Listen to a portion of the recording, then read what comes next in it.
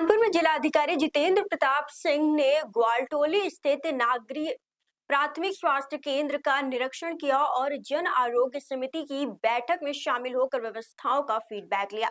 उन्होंने कहा कि जन आरोग्य समितियां ही वह स्थानीय मंच है जहां से जनता की जरूरतें सीधे स्वास्थ्य विभाग तक पहुंचती हैं।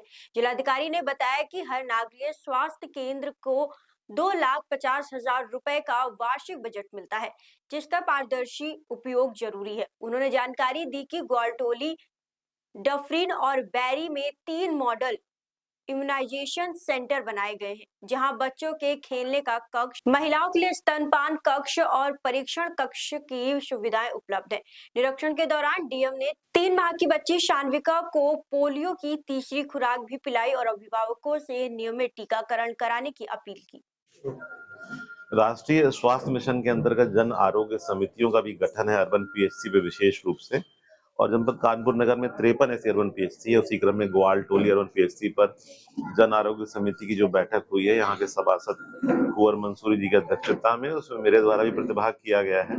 और इसका उद्देश्य ये है कि उस समिति विशेष के जो क्षेत्र है, अर्थात ग्वालटोली क्षेत्र है, उसमें स्वास्थ्य सेवाओं की बेहतरी के लिए अगर कोई उपकरण खरीदने हैं, सामान खरीदना है, प्लानिंग करनी है, प्रचार प्रसार करना है, तो उसके सारे विषयों को तय करते हैं कि हमारी आवश्यकता क्या है। इस विषय इसमें आशा जो हमारी संगठन वो भी सदस्य होती हैं, जो हमारे मुख्य सेविका सुपरवाइजर है वो भी सदस्य होते हैं, सभासद खुद इसके अध्यक्ष होते हैं, डॉक्टर साहब होते हैं।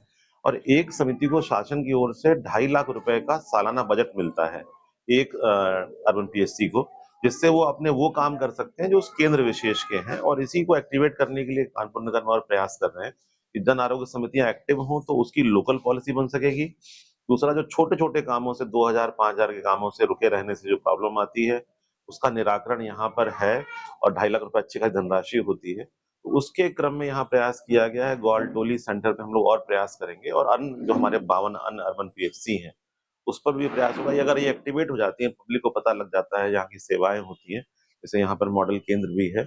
और जो आपका एक्सपीरियंस है उसके लिए क्यूआर कोड स्कैनर है, जैसे मैंने खुद भी करके देखा क्यूआर कोड स्कैनर से। और उसमें जो सवाल है टीकाकरण के विषय में, जो माताओं को ट्रेन करना है, टीकाकरण के बारे में बताना है, उनका फीडबैक कैसा है, तो ये काफ़ी ज़्यादा अच्छी योजनाएँ हैं।